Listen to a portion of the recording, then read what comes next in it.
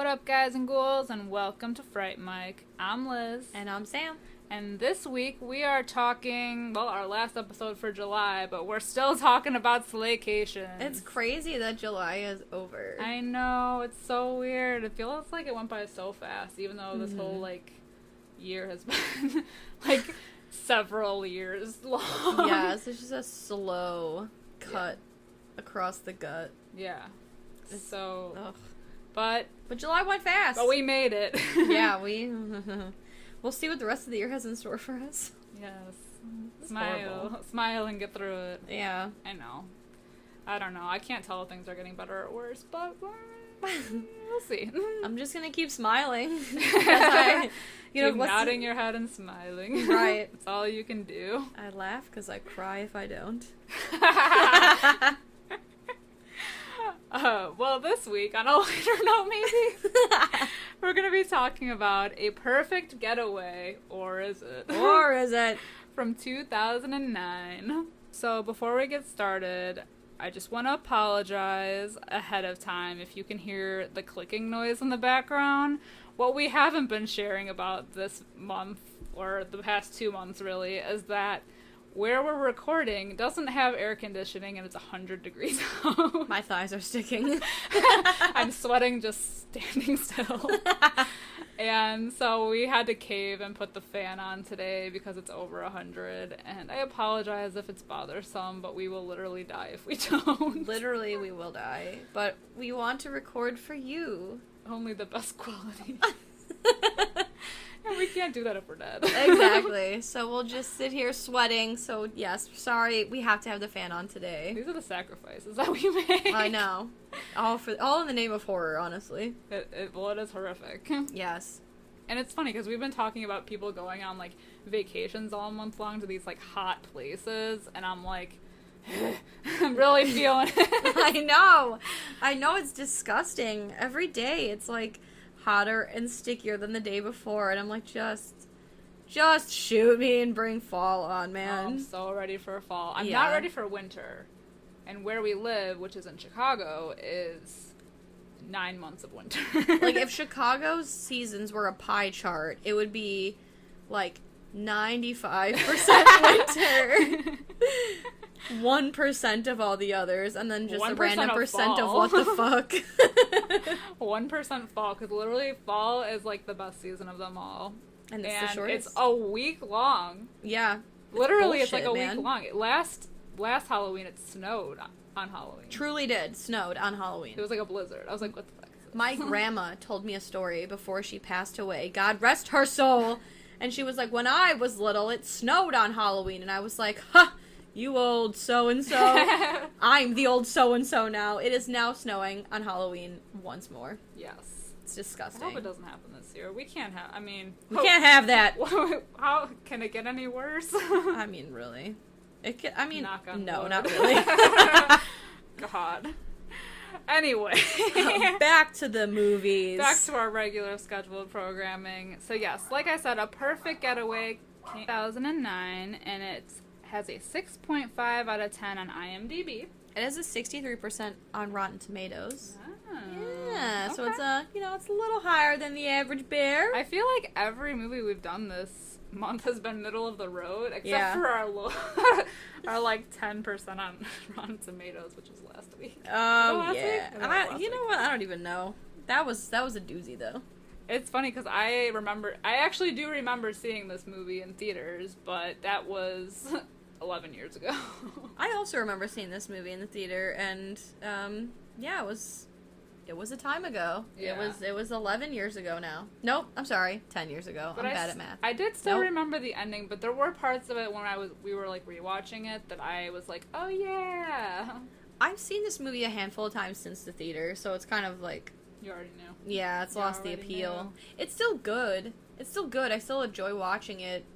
But it's kind of like any kind of twist ending, Sixth Sense, Fight Club, Shutter Island. It's once you've seen it, then you can't unsee it. Right. Right. So every watch after that is you watch it with tainted eyes, I guess. I think maybe it is a good movie to watch, in increments of 11 years. Mm-hmm. Because, like I said, like, I remember when we decided to do this movie, I kind of remembered the ending, but getting there, I was like, oh, yeah. Yeah. Like, but yeah, once you kind of know, then you know. Yeah. Like, I like watching it. I don't watch it often. I think in my life I've seen it maybe 3 or 4 times. Okay. But, yeah, it's one of those, it's good to watch with some time in between. Yeah. You know? I don't think I could, it's not a common watch for me. And I'm fine with that.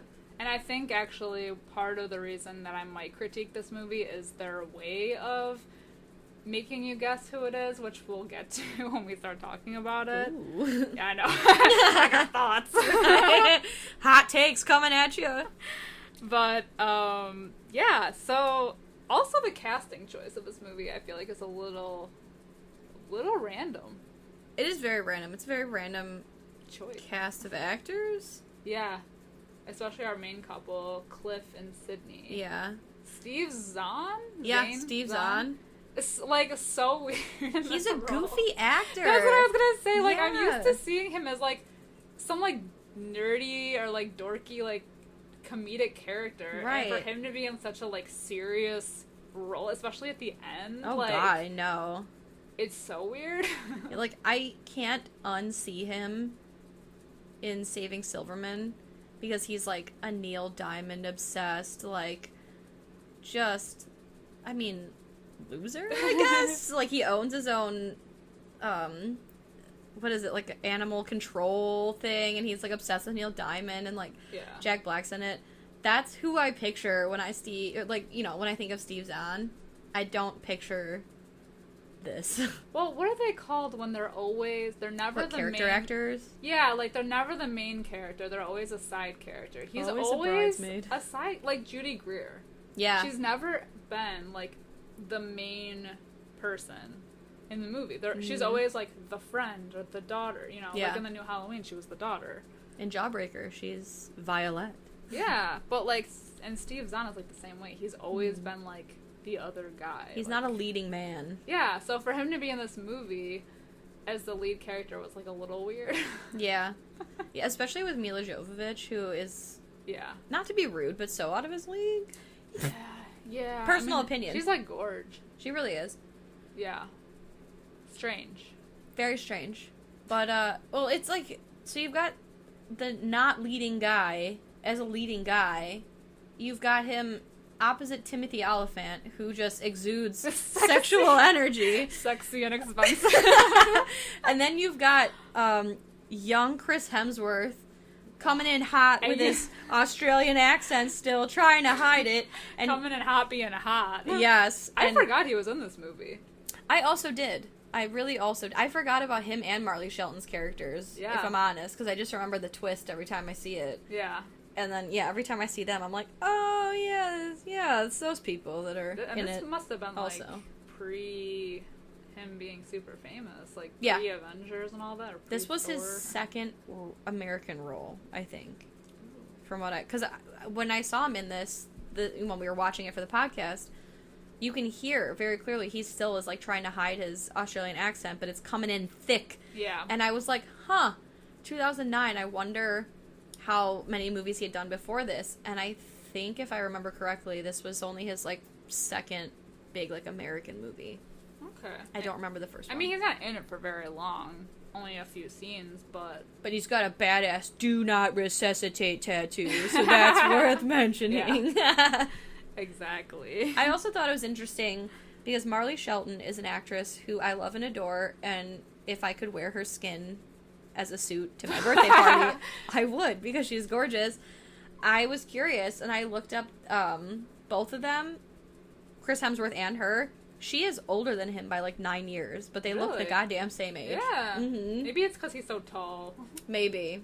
Tall, rugged, but she's just, like, unnaturally pretty, so it's rude. All the girls in this movie are pretty. Yes, true. Literally all of them. Mm-hmm. I mean, the girl that plays Gina. She's like Gal Gadot, like, naturally pretty. She's, like, running through the jungle sweating, no makeup on, and just looks gorgeous. Yes, that's so true. Yeah. It's offensive and rude, and I hate it. It's like those people that do messy buns all cute, but when I do it, I look like... That character from American Horror Story. Oh, Pepper? Yeah, I was like Pepper. Same. Anyway. So let's get into the movie, shall we? Yeah. So we open with Cliff and Sydney, who are newlyweds, on their honeymoon in Hawaii. Hawaii. We see footage of their wedding spliced in with Sydney videotaping them while driving in the jungle, and she's kind of like doing some weird shit, which if you've seen the movie before and know the ending, you know why she's doing it. But she starts off off the bat being weird. Yes. Like, crazy weird. weird. She's like repeating her name, like Mrs. Sydney Anderson. Mrs. Sydney Anderson. Yeah. Mrs. Sydney and Anderson. And if you don't know the ending, then you think she's just being cutesy, trying to Like say a her newlywed. new name. Yeah. Yeah, and like he even says like, "Oh, get used to it," or I don't know, some weird shit. Yeah. And then she points out that Cliff has a scar on his chin. She's never noticed it. He said he got it from his brother. But they have fun exploring the island, and they are pulling out of a convenience store / travel store. I don't know. They get like permits and shit there for their journeys. They want to go hiking. Yeah, for whatever reason. I was gonna say, who wants to go to Hawaii to hike? Hiking? Yuck. You sit by the beach with your big drink. Damn straight. At a nice resort. And you take a nap by the pool. Yes. And you meet Russell Brand.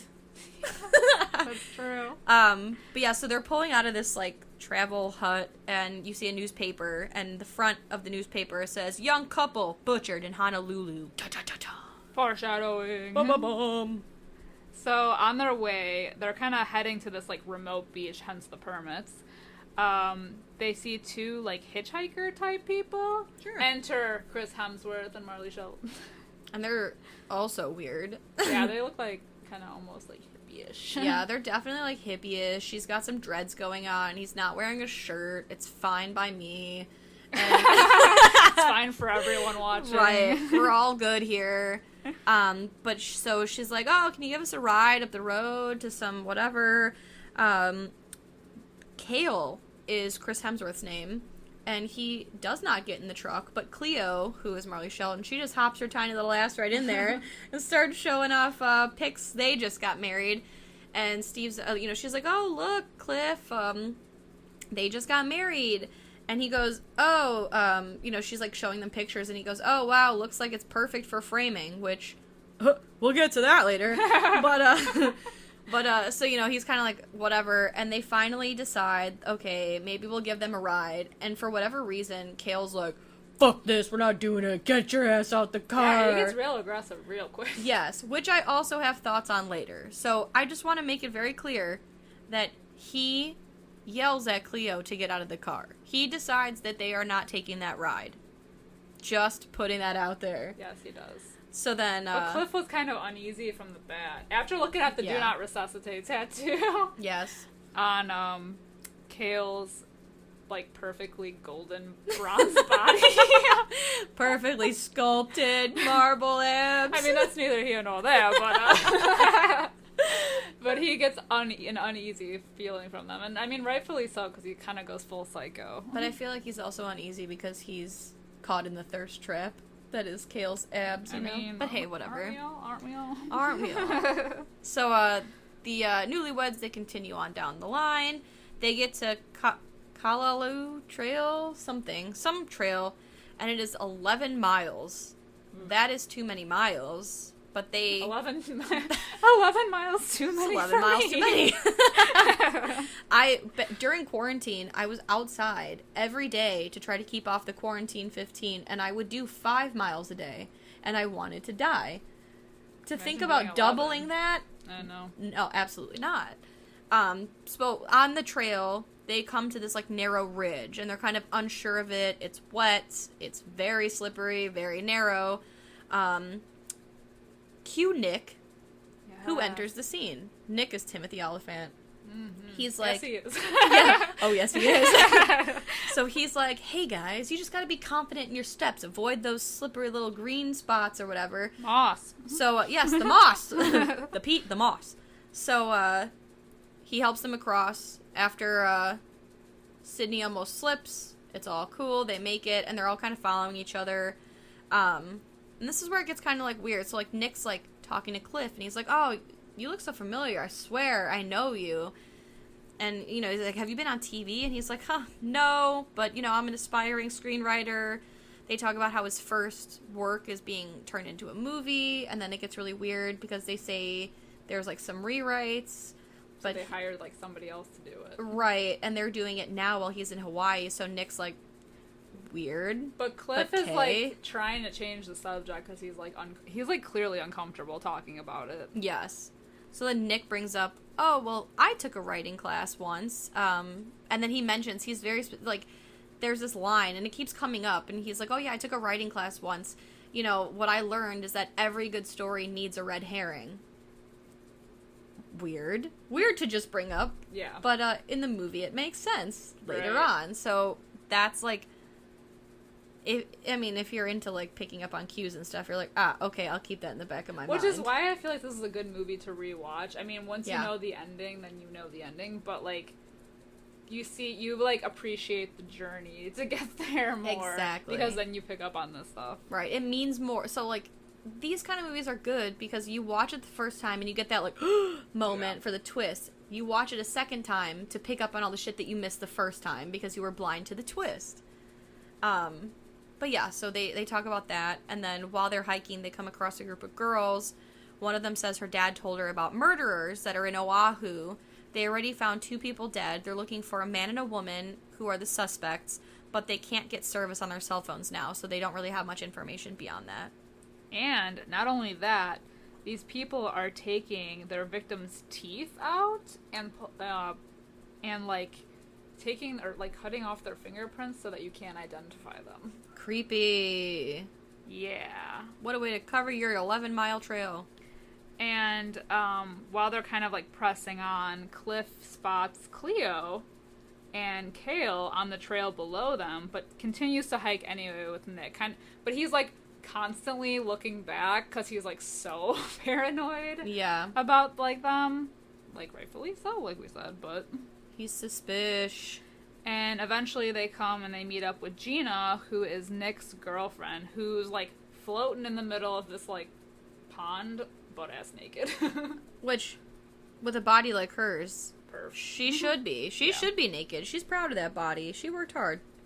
Yeah, so they all kind of decide to, like, skinny dip, except for Cliff, who this whole time is, like, trying to get, like, reception on his phone to look at, like, pictures of the murders. Yeah, so he, like, climbs a little farther away from where they are, and he gets service, and he Googles about the murderers, and he says, like, you know, you find out the killers are believed to be, like, mainlanders, and they're island hopping. And then there's a picture from a security camera that the killers didn't know was there. And before it, like, fully loads, or, like, before we can see it fully load, he looks up, and there's Cleo and Kale right there. And they're super weird, and they argue with Cliff, and they're like, oh, you know, you couldn't give us a ride, man. Like, you should have given us a ride, man. And, like, they're being, like, real Manson family-esque, like Manson family adjacent. But this is why I mentioned it earlier, because they're like acting like he straight up refused and drove off and kicked up fucking rocks at them. But Kale was the one that was like, we're not taking a ride from you. Get out of the car, Cleo. So no, you can't threaten Cliff over that. That was your effing fault. I think he even says that. He's like, we offered you a ride, man. Right. You said no. Well, then Nick intervenes, and he kind of, like, checks in on them. He doesn't, like, really do anything, but he's just kind of like, everything all right? Fine and dandy here? So then they kind of break apart and everything. But Nick and Gina decide that since they're all going the same way, they're going to tag along with Cliff and Sydney on their journey. So they figure why not, since Nick seems to know what he's doing. Yeah. And, like, through the movie, Nick keeps telling all these, like, crazy stories that Cliff is convinced are not true, because he's, like, lived such an interesting life. They're, like, outlandish stories. Yes. But before they kind of press on, Cliff notices that they're missing their permits, which he insisted were in their bag. So that's suspicious. So he decides to go look over in Cleo and Kale's bag, which is just kind of chilling, and notices that he finds like the business card of a parole officer for Kale. So he's like now uber paranoid about these people. He's a criminal. Yeah. But we find out while they're walking, because Nick really likes to talk, that he's like kind of like an ex-special ops person who has all these crazy stories about like what he does, but he can't talk about it. All of his shit's like top secret. But what he does say is he mentions that while he was in Iraq, I believe, I think so, that he got shot in the head and that he didn't feel it because of where they shot him. It was like in his brain or by his brain, and there wasn't any nerve ending, so he didn't even realize that he got shot. Yeah. But there's a giant metal plate in his head, which will come into play. Right. And like, but it's like you also kind of don't know to believe, because like he kind of like goes on about these like crazy ass stories, because like I feel like there's more after that, but he just like keeps going on and you're like, okay. Right. Well, he tells all these like crazy stories about missions and blah blah blah, and how he fought a shark once in a kayak. I mean, like all this like stuff.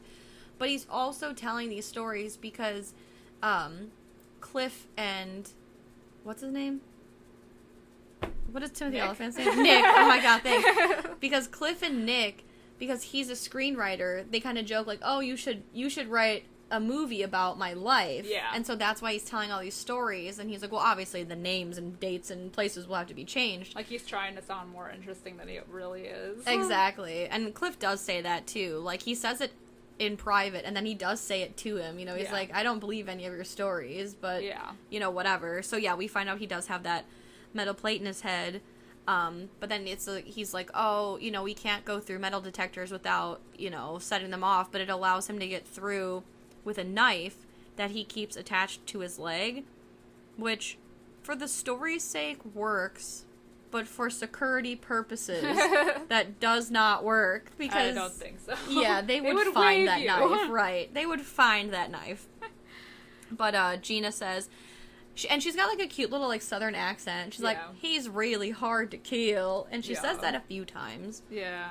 They're a cute couple. Yes. I love them. I know, I love them so much. But the more they press on, the less people are on the trail. And Cliff is starting to really, like, notice that. Because it's like, he's like, we don't know these people. And, like, at one point, he kind of pulls Sydney aside and it's like, hey, like, check out these pictures I found on my phone of, like, the killers, and, you know, he's like, we don't know these people, they might suspect Nick and Gina, because Nick and Gina, they found out, were also on Oahu, which is where they were, so it's like, but Sydney's kind of just, like, more carefree about it, like, well, they could be anybody, so, you know, we shouldn't just go and judge these people. Well, it's really interesting, too, because when he pulls up the picture to show Sydney, the first thing he says is, do they look familiar? Yeah. So it's all like, again, from watching it, knowing the ending, it's like you pick up on like shit like that, because he's asking like, oh, look familiar to you? Yeah. But in the moment, it's like, do they look familiar? Like, so they're insinuating it's like, it's them. Right. And at the same time, we see Gina and Nick, and they're talking about how Cliff seems off. So it's like, now we're getting both, like, suspicion is leaking in to both parties, so they're both like starting to slowly be suspicious of each other. Yeah, but everyone's being very polite. Yes, they are still very nice to each other. It ends up raining, so they decide to set up some tents, and Nick gets like really weird. He says he saw like a bunch of goats pass by the camp, and Cliff's like, I didn't see no goats, and Nick's like, yeah, of course you wouldn't have seen any goats, idiot. But then he like sets up this like compound bow and tells Cliff that they're going to go hunting, and Cliff takes a hatchet with him, and while they're out, Nick is explaining how they're not really hunting, but he saw, like, a shadow pass by the tent, and he thinks it's the killer, so they're, like, looking out. But Nick does mention that he knows that Cliff and Sydney suspect him and Gina of being the killers. He's like, we kind of thought the same thing about you guys, but now that this, like, mysterious lurker is stalking them, he's, like, having second thoughts about that. Everybody is suspicious of everybody at all times. As they should be. Back at the tent, Gina tries to get to know Sydney, and she says, Sydney's like, well, I just want a big family in the Palisades, along the bluffs, and, I just want it to be, like, me and Cliff and our kids. And Gina's basically like, ew. She's like, she tells the story about, like, her town pastor and how they found him behind a diner with a hooker with a big dick. So she doesn't really believe what people say when they talk about how their lives are perfect. She doesn't believe people have perfect lives. So then Sydney opens up. And she says she lies about her old life sometimes.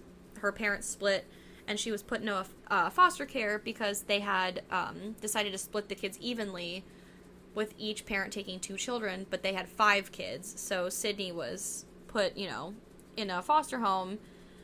She met a guy named Rocky, who was a couple years older. Everyone thought he was, like, such a gentleman, but she felt like there was something, like, edgy and different and dark about him.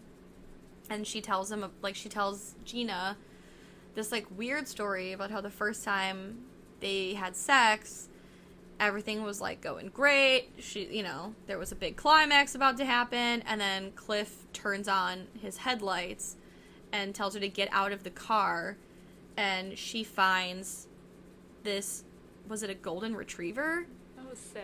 Yes. Like a lab or something. Yeah, it was a dog that he had hung from a tree, and the pantyhose was still around the dog's neck, and she never told anyone until right now, is what she tells Gina.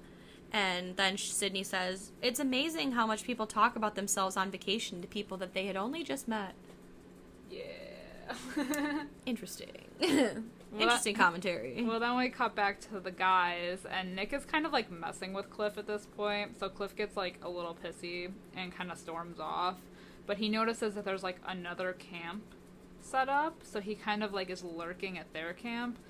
But he ends up getting snuck up on by the shop owner who, like, he basically tackles to the ground and, like, has the hatchet up to his neck almost. Very aggro. And the guy's like, yo, I just came to give you your permits, which you left at the shop.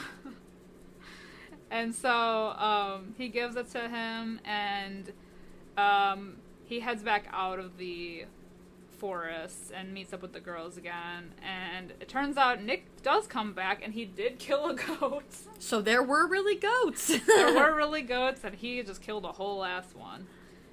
But then it gets even better. So, like, Oh, God. Nick's the hunter, and then Gina's like, oh, perfect. And then she just starts going to town, like, gutting it. She's like, nah, it's cool. I used to work at the meat market in the Piggly Wiggly. The key is you gotta get the gut sack, or I don't know, she's, some like, shit. ripping this thing apart, and they're just, like...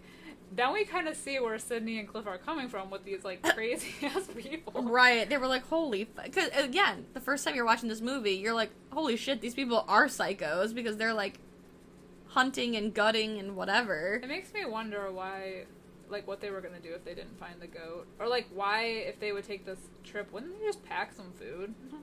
If you're only going to be, like, I guess technically camping for 2 days, because they get there the next day, but, like... I don't know. Why go through all the trouble of, like, gutting this entire animal, prepping it for that kind of thing? You're not going to eat the whole thing.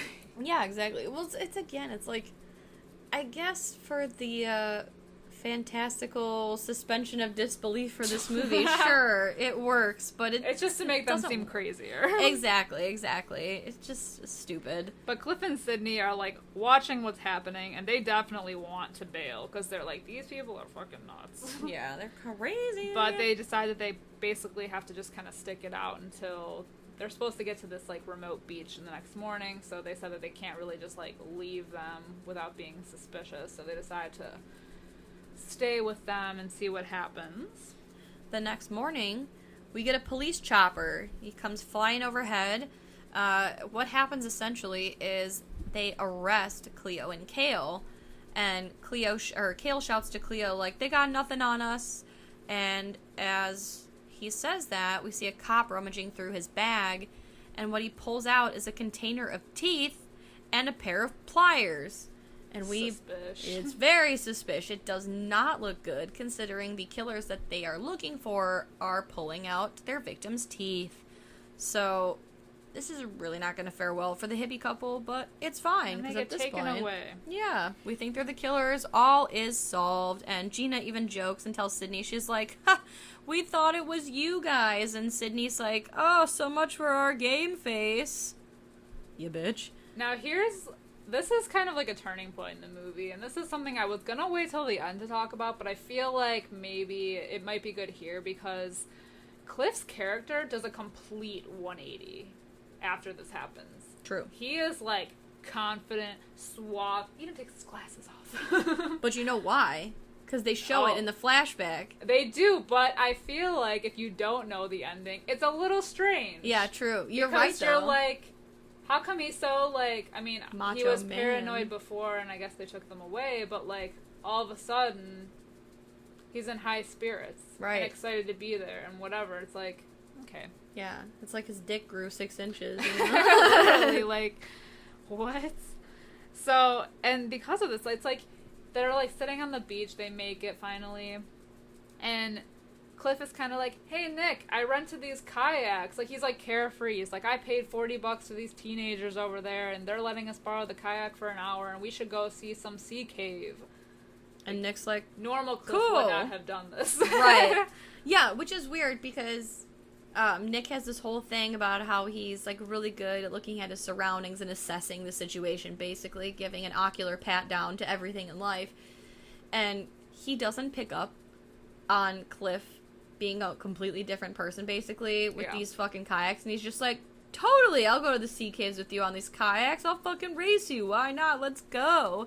He wasn't gonna go, though, because he said he had plans with Gina that night. Yes. But Cliff insists that they go. So they go.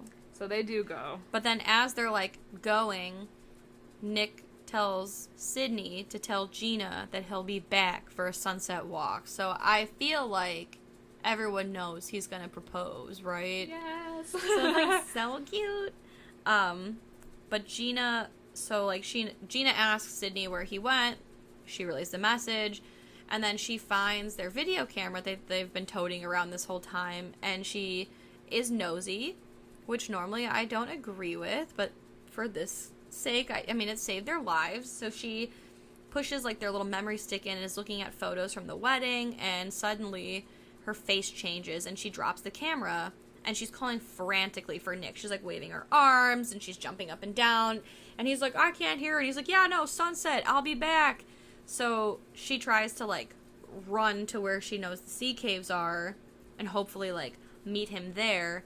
And we see, as she's running away, Sydney picks up the camera to see what she saw. And then Sydney goes running after her. Yes, because we see that the married couple is not Cliff and Sydney. No. They have taken their identities, they have killed them, and they have seemingly gotten away with it. These bitches. So now we know who the true killers are. And this is where the movie gets, like, super interesting. Yeah. I feel. Because now Sydney's running after Gina to try to stop her. And Nick and Cliff are now in the sea cave, and they're alone. And, like, they're just kind of, like, farting around for a second, and then Nick just gets this feeling. Well, he, like, mentions the quote. It's a really popular quote. And, oh yeah, because it was, like, the shaking the bush thing or something, and he was like, what is that from? And he's like, it's from, I can't remember what the movie says. Yes, it's a movie quote, yeah. Yeah, and he's like, you should know that because he's an aspiring screenwriter, right. Allegedly. So he's like, why don't you know that? And so that's kind of, like, a weird moment. But then after that, he's kind of, like, uber suspicious. Right. Because they had mentioned earlier in the movie about, like, the tequila or the worm in the tequila, and Nick asks, like, oh, do you think it's alive when it goes in, or is it already dead? So after the whole line thing, he's got the bottle of tequila, and he's like, it goes in alive. And that's when he's like, oh shit, I just went into this trap alive. Yeah. And, then Cliff just, like, pulls totally a pistol out. Yeah, out of fucking nowhere. And I wrote Cliff exposes himself. I did not mean it like that. Well, he, like, pulls this thing out of nowhere.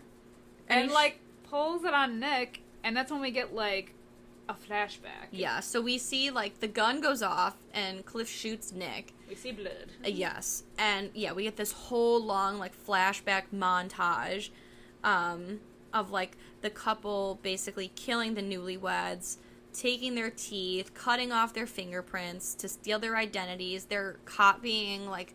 So they're watching the footage from, like, their camera, and they're trying to copy the way that they're saying things and the way that they would say things and their mannerisms.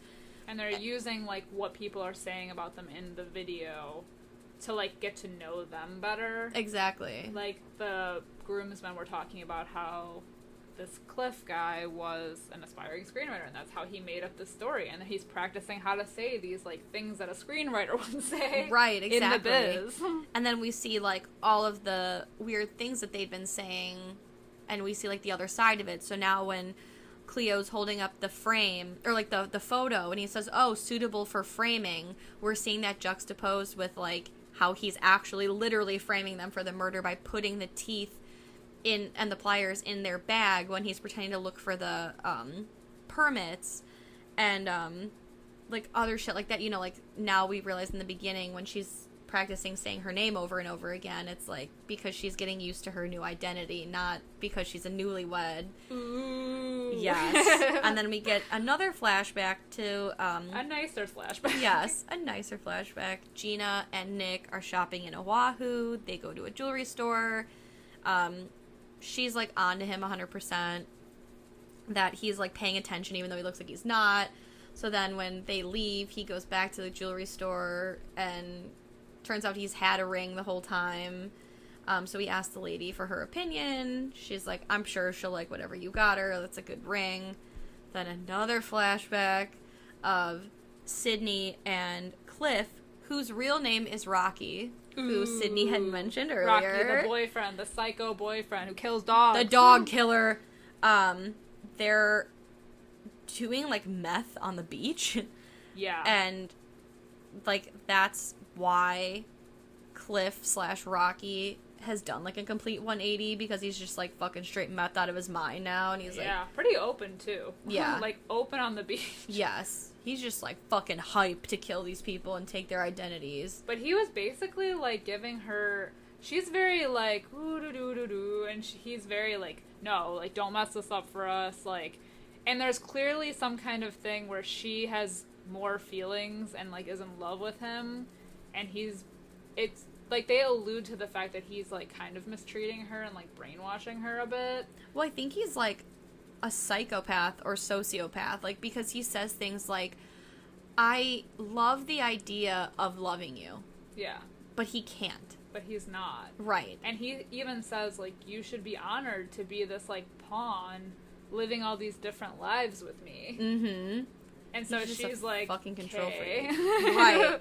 So it's, like, very clearly, like, she loves him, but he is a psycho with no feelings, and he just is all about him and, like, satisfaction for him. Which she kind of realizes at this point. She has, like, this realization that, like, yeah, he's not really about me. Exactly. He'll never give me the life I want. So true. Just so many other people's lives. You should, yeah, really. She should have known that when he killed that dog, but... Yeah. I mean, red flag, hello. Right, several red flags there. But they did plan on killing Nick and Gina to take their identity. Yes, they certainly did. So, so we get back to, like, Cliff Rocky shooting Nick. Gina is there, she sees it, she gives her position away by, like, you know, going, like, screaming. No! He shoots at her and misses. Then Sydney comes out of nowhere, and they fight. And Sydney rushes at Gina and stabs her in the leg before going over the cliff and down into the waters. So, Sydney falls into the cave, and then Gina's trying to, like, then figure out, like, what the hell to do. Because as far as she knows, like, Nick is dead. She has the phone on her, and is trying to get, like, signal, and ends up getting, like, a random phone call from, like, a telemarketer. Woody, and he's, like, trying to sell her some shit, and she's like, no, listen to me, like, I'm in this location on this island in Hawaii, like, I know who these killers are, call the police for me, tell them to be at this beach, like, you have to do this, and Woody's like, huh? Yeah, he's literally like, I'm going to transfer you to my supervisor. She's like, don't you fucking dare! And it's just, like, so bizarre. But anyway, the call drops, and we see Cliff, or Rocky? Yeah. I guess we'll call him Rocky from now on. We'll call him Rocky from now on. Rocky, like, comes over the cliff because he got directions from Sydney, who's now in the kayak below, of where, like, she basically gives him her position. So he comes, like, over the cliff to attack Gina, and she ends up stabbing him in the hand. Which is gross. It is. But it's not the grossest thing that happens to his hand. No. Oh, no, I forgot about that. Yeah. And so, that's not even the grossest thing in the movie, though. But we'll get to that. All while Sydney's, like, looking from the kayak, safe and sound. So, Cliff ends up going after her. Meanwhile, Nick wakes up, and this is the grossest part of the movie. He flips over the kayak, and you just see, like, the back of his scalp, like, hanging off. I'm like, it's, like, literally flapping and waving. It's just, God. like, a hunk of meat hanging on for dear life. Oh, And he like, feels it, and it's just, and like... you see the bullet hit the metal plate in his Yup. head, but... And then it squishes back on. And then he ties it back, like, he just ties it back to his head with a bandana and puts his hat on. God, like, what? It's so gross. That would still hurt. I know. But you know what? That's the grossest part. It's gross. But it's also... I don't know. It made me kind of hungry. Ew! I don't know what's wrong with me. I don't know. Why? Ew, God, gross. It's just so meaty. I don't know. so fleshy. But, yeah, so after he, like, ties his scalp back on, essentially... He's like, oh, I'm coming, baby. Right. He's a whole lot of man. Because he knows. He's like, oh, fuck. Right. He's going after his woman. So then Rocky's chasing Gina. She runs into these hikers, and they're, like... I don't know, they're, like, really weird, and they're, like, holding on to her, and she's like... Those are the kayak boys. Yes, and they're like... She's like, he's coming, he's gonna kill me, he's gonna kill me, and they're like, hey, man, we're just out here because somebody stole our kayaks. So, like, you find out Rocky didn't even rent the goddamn kayaks. He just straight stole them because he's a savage. And Rocky, he comes down and he's like, oh, Gina, he's like, oh, thank God you're okay, come with me, and he's trying to spin this yarn to these boys about how, like... She's nuts. Right, and she's on meth, and she's really unpredictable, and the one of the guys is an EMT, and so Rocky's really trying to sell him this story, and he's like, the EMT is like, it's just crazy because you said that she's on meth. I'm just trying to figure out why her pupils are normal and yours are the size of olives. And he's the like... jig is up. Right, and he just looks at him, he's like, that was a really good story, and just fucking kills them. Kills them all. Shoots them all. It's fucking in the savage. Face.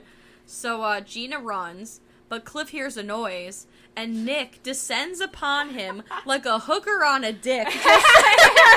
He just flies down from above, man.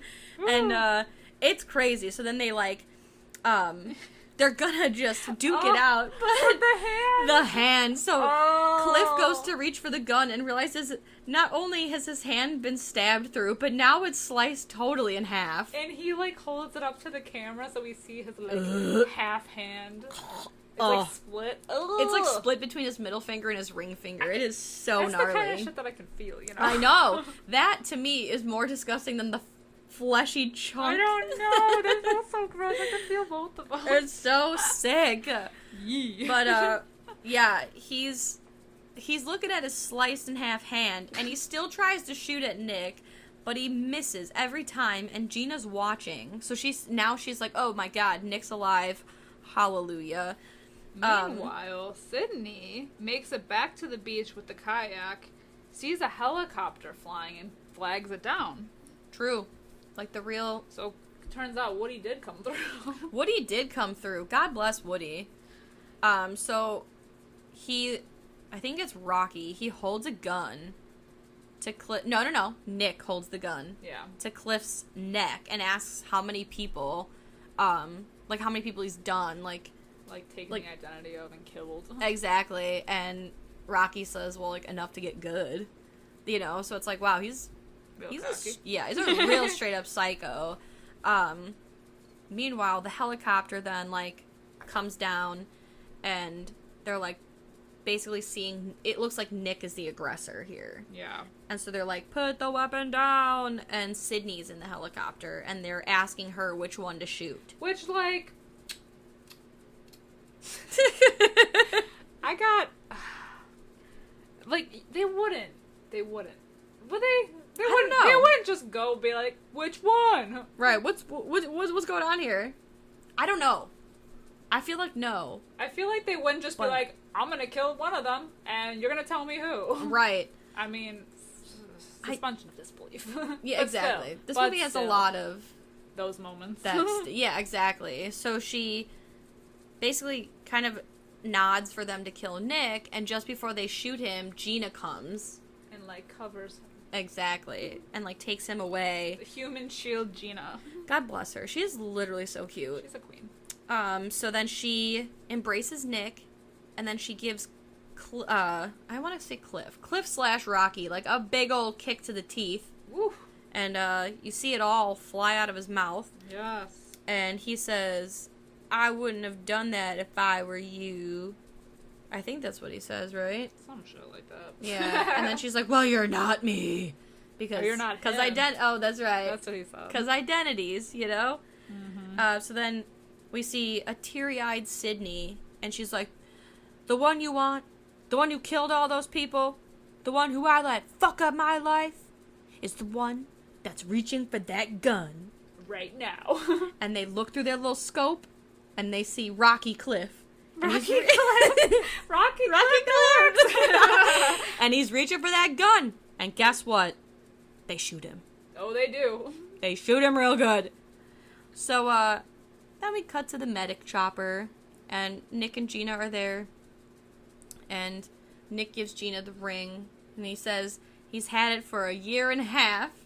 Which I find her reaction is the best. I know. She's like, are you fucking crazy? What do you mean you've had it for a year and a half? I've been waiting for fucking ever for this. I know, and he's like, I was ready for the right moment, which, LOL, this is the right moment? I guess. I guess it's not what he had planned. But still. Yeah, he did want that walk at sunset. True. But why not? Because... Yeah. And then it's cute, because before the credits roll, they kind of both are like, we're good without a honeymoon, right? Hey. So the movie's over, and we've all had a time. We did have a time. What do you think of this movie?